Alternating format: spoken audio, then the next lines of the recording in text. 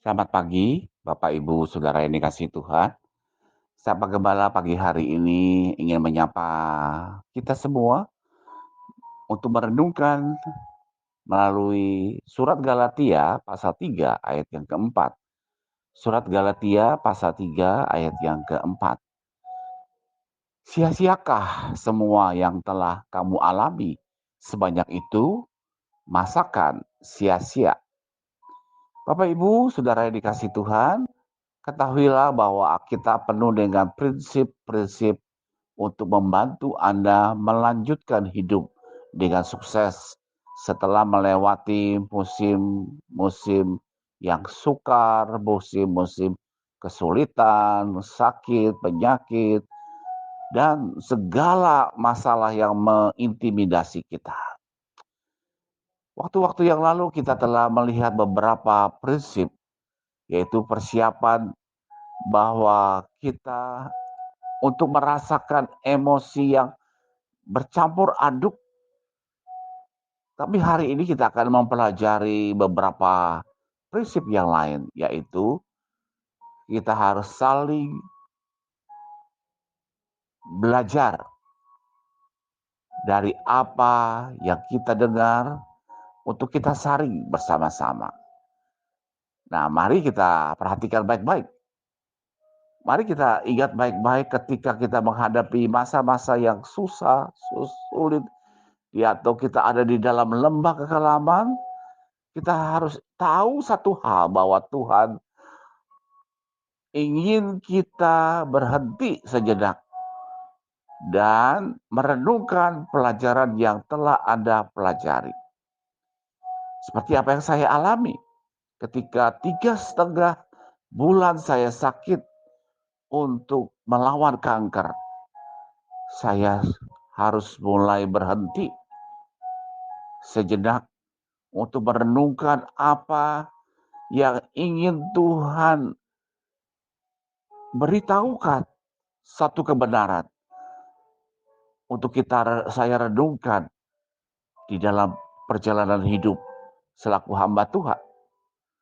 Nah, makanya kita untuk tidak membiarkan setiap rasa sakit yang kita alami, kesusahan, kesulitan, itu kita buang dengan kesia-siaan. Karena di Alkitab mengatakan, sia-siakah semua yang telah kamu alami sebanyak itu? Masakan sia-sia.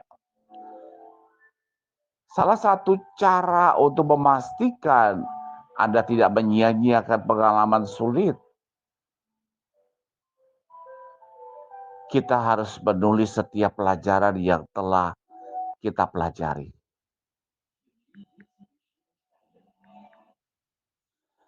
Dan oleh sebab itu, kita akan menjadi seseorang yang bijaksana dengan setiap yang kita tulis di dalam buku harian kita.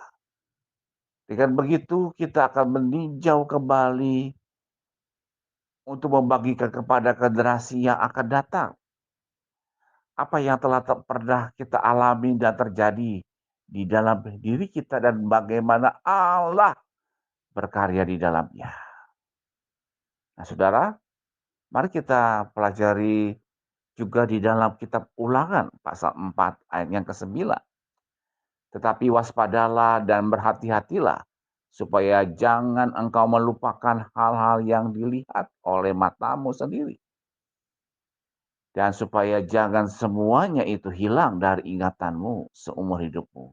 Beritahukanlah kepada anak-anakmu, kepada cucu cicitmu, dan kepada semuanya itu. Kita akan menyarankan untuk setiap kita untuk menyendiri dan berhenti dari setiap kegiatan dan duduk tenang.